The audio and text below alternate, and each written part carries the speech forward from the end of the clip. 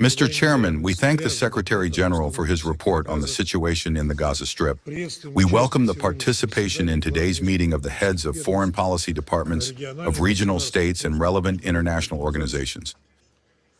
The crisis in Gaza, whose scale in terms of the number of civilian casualties surpasses any conflicts of recent decades, has led to an escalation throughout the region, with hot flare-ups occurring simultaneously in several regional states. In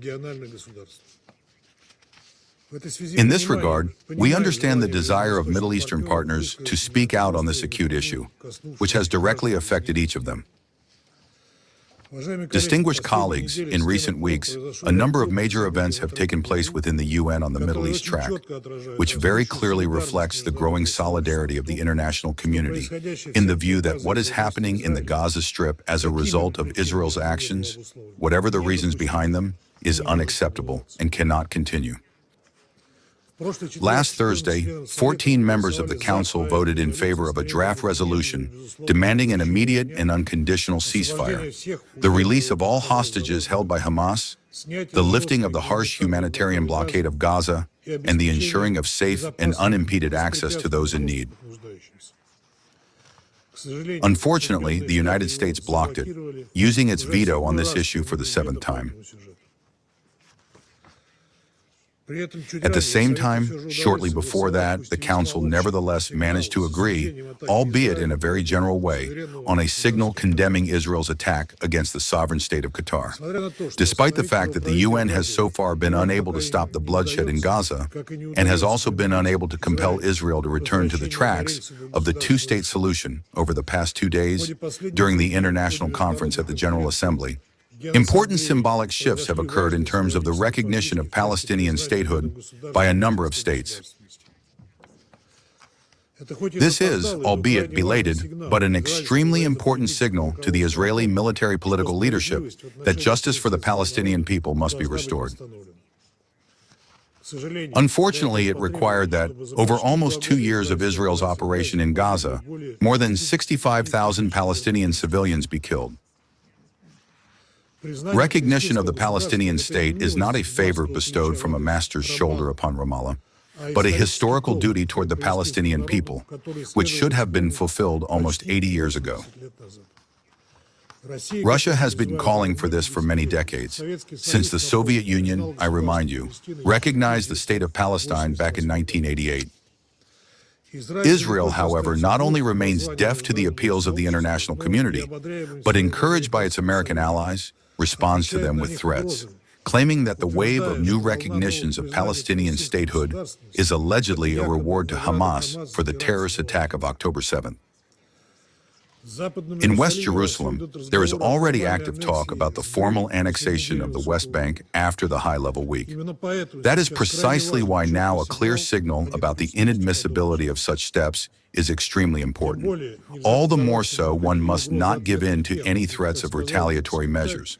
For as the Secretary General said, only our actions can put an end to what is happening.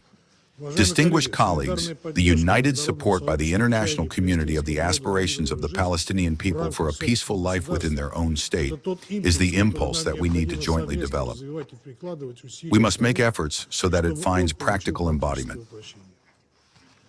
The top priority now is to achieve that the crisis in Gaza is resolved not by cruel facts on the ground, through the complete cleansing of Palestinians, as the Israeli leadership is aiming for, and not by their resettlement out of the enclave and its commercial arrangement, as various radical plans in the West suggest,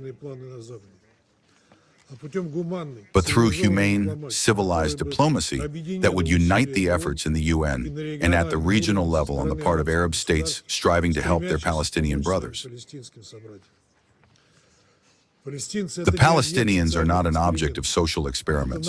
They are a people who have the same right to sovereign existence and development as our peoples and yours. However, any diplomatic efforts will only work on the condition that the Israeli authorities abandon their reliance on a force-based solution to this issue, realizing that it will bring nothing good even for Israel itself, which simply will not be able to live stably and securely under conditions of a military operation in all directions. A second important element is that this must also be realized in Washington, where they must stop seeing in the UN platforms and in multilateral diplomacy an enemy that allegedly obstructs American diplomacy on the ground. Unfortunately, so far, we see exactly opposite tendencies. Both Israel and the United States continue to assert that West Jerusalem is acting humanely in fighting the terrorists. It is with this that official Israeli reports justify strikes on hospitals and schools, the shootings of humanitarian convoys, the deaths of women, children, and humanitarian workers.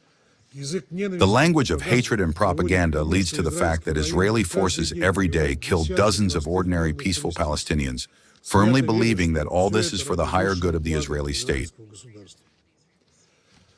Thus, for almost 2 years, West Jerusalem has been consistently constructing and imposing on the world a distorted picture in which the Palestinians are second-class people who may be exterminated, evicted, starved, and killed, even at points of humanitarian assistance distribution. The leadership of the UN Secretariat, its humanitarian wing, and even member states calling for a ceasefire and the establishment of humanitarian access are, Israeli representatives unabashedly call accomplices of terrorists. This radical, reality-distorting rhetoric, together with West Jerusalem's obvious intent for continual escalation within the region, into which Lebanon, Syria, Iran, Yemen, and Qatar have already been drawn, undermines any movement toward a peaceful resolution of the Middle East crisis.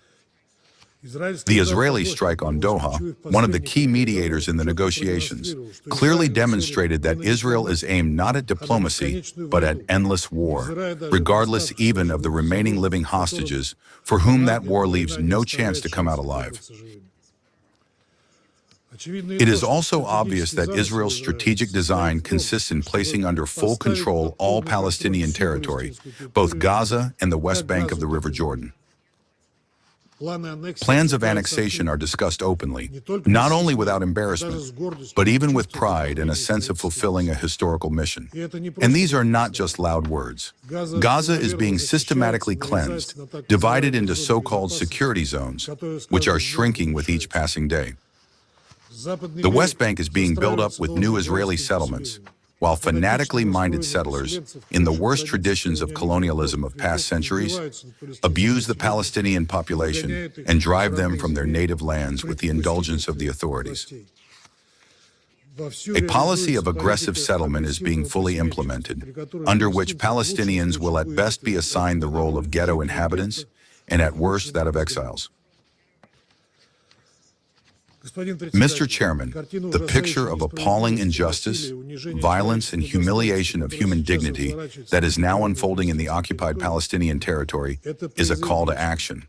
This is what hundreds of thousands of people on the streets all over the world who demand an end to the senseless bloodshed in Gaza and the liberation of Palestine expect from us.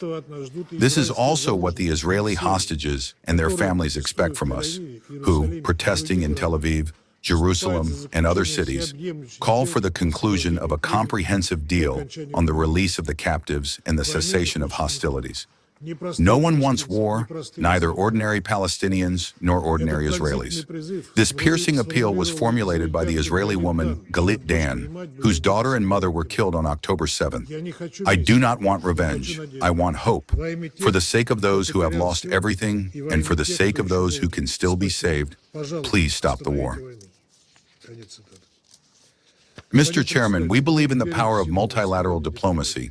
Despite the fact that it has not always brought success, over the 80 years of the UN's existence, it is precisely thanks to it that a third world war has been avoided. We are confident that it can also help with resolving the long-standing Middle East crisis. For this, the collective will of the international community is necessary, expressed not only in declarations from high rostrums, but also in concrete actions. We strongly urge our American colleagues to abandon their hard-headed positions and to join in real steps that the UN Security Council is obliged to undertake in accordance with its entrusted mandate to maintain international peace and security. This will only be to the benefit of your closest ally, whose security cannot be ensured by force alone. The dead-end nature of such an approach has been proven by decades of the Palestinian-Israeli conflict. It is time to realize that only a diplomatic settlement of the Palestinian question on the basis of the formula two states for two peoples is capable of guaranteeing lasting peace in the Middle East, the security of Israeli citizens, as well as the just aspirations of the Palestinian people for their own state. Otherwise, the endless and senseless bloodshed will continue, taking ever more lives of civilians, sowing discord between new generations of Arabs and Israelis, and destroying any chances that they may finally be able to coexist in peace and develop calmly. This must not be allowed. We expect that the other sensible members of the international community think the same way. We are ready to act together with them so that a peaceful and prosperous Middle East may finally become a reality. This is the historical duty of the UN, its Security Council, and each of us. We call upon it to be fulfilled. I thank you for your attention.